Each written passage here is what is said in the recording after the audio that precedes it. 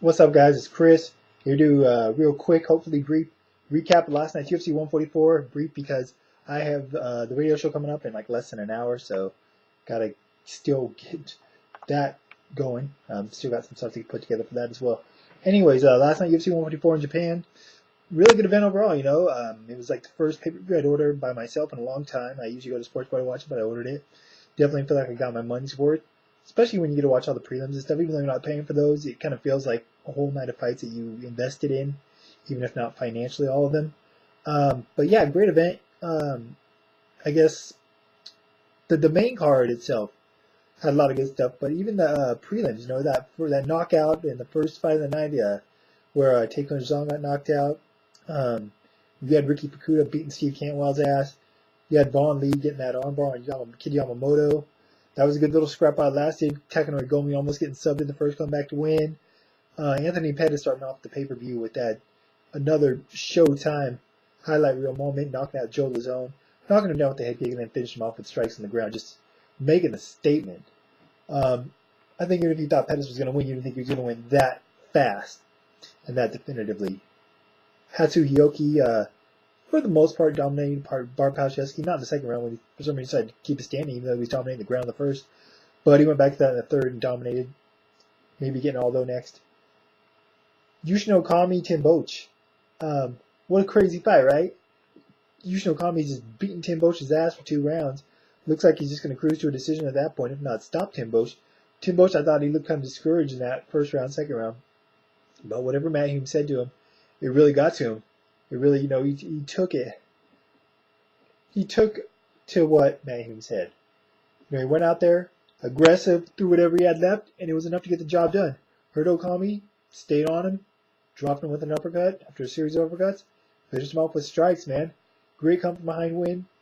And you knew it was a great come from behind win when the Japanese fans, who were obviously for Okami when the fight started, were cheering loud as hell when Boetsch was getting ready to finish and when he ultimately got the stoppage. So, big ups to Tim Boetsch for manning up and turning the tide and getting the stoppage win. Yoshihiro Akiyama, Jake Shields, probably one of the 2 most boring fights of the night in my opinion. Just a lot of non-effective striking for the most part. Jake Shields throwing more strikes, nothing real special. Those Jake Shields stand-ups not that good. Akiyama just not doing a whole lot of nothing. Got some good judo throws, but didn't throw very much offense. Landed a few shots here and there, but just didn't really do enough, I don't think. Shields gets the decision.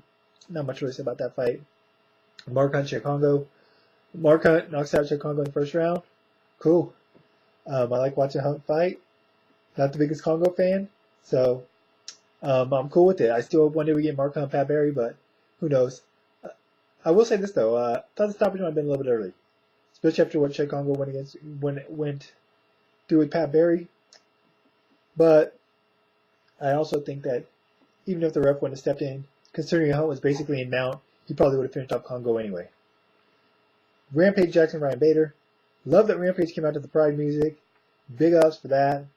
But unfortunately, outside of that, the slam we had in the second round, not much to speak of for Rampage. Obviously, he came in overweight. He looked flat. He looked fat somewhat. Just had nothing. He got that slam in the second round, but that was it. He was just getting out wrestled, getting out struck, which is kind of surprising. And on his back, he can't do anything off his back at all. So by the third round, Rampage looked discouraged, almost like he had quit or given up mentally. So good win for Bader, bad loss for Rampage. And although it was surprising to hear the fans booing Bader in that fight, that's how much he wanted Rampage to win, but it wasn't going to happen. Main event of the night, Frankie Edgar defending his title against Ben Henderson. Hell of a fight. For the most part, what is expected. I think everyone expected a 5-round fight, back and forth fight, a close fight, and that's what it was. Thought Frankie won the first. I thought Ben won the second. I was surprised he wasn't able to finish Frankie. I guess because time ran out, but if that round had gone longer, he probably would have finished Frankie off after hitting that huge up kick. But you got to give it to Frankie. Much like in the 2 second and third Grey fights, he gets crushed in the first round and comes back and wins the next round. He won. I thought he did that here as well. After almost getting stopped, he came back and won the third round, in my opinion. Ben won the fourth, my opinion, and the fifth was close. I thought Frankie was slightly ahead, but then Ben had that flurry at the end, and I thought he did enough to steal the round and the fight. So I have no qualms with the decision. I thought Ben Henderson deserved the win. It was a close bout. If you thought Frankie Edgar won, then I don't really have any problems with that either, because it was a really close fight in my opinion. But like I said, overall, a great event. It was cool that it was returned to Japan. And unlike the Pride shows, I thought the crowd was a little bit more lively. I know that the UFC, Goldberg and Rogan were saying they were quiet, but that's just in comparison to American crowds and crowds in other countries. But I thought they were a little bit more into it and cheering, as opposed to how they did during the Pride event. So I think the event was a success. I enjoyed it. I think I got my money's worth, like I said, and looking forward to the next one. What are your guys' thoughts on the event overall? Did you like it as much as I did? What do you think about 7 fights on pay-per-view? Think that's something they should do in the future? I mean, I'd love it, but more bang for the buck. What do you think about the main event? Who'd you have in it? Who'd you think won?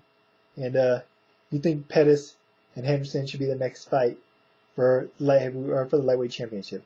And any other thoughts you may have in general. That's it for now, though. Link for scienceandfinance.com, the radio show, Facebook, Twitter, and the information part of the video as always. Till then, till the next time, I'm out.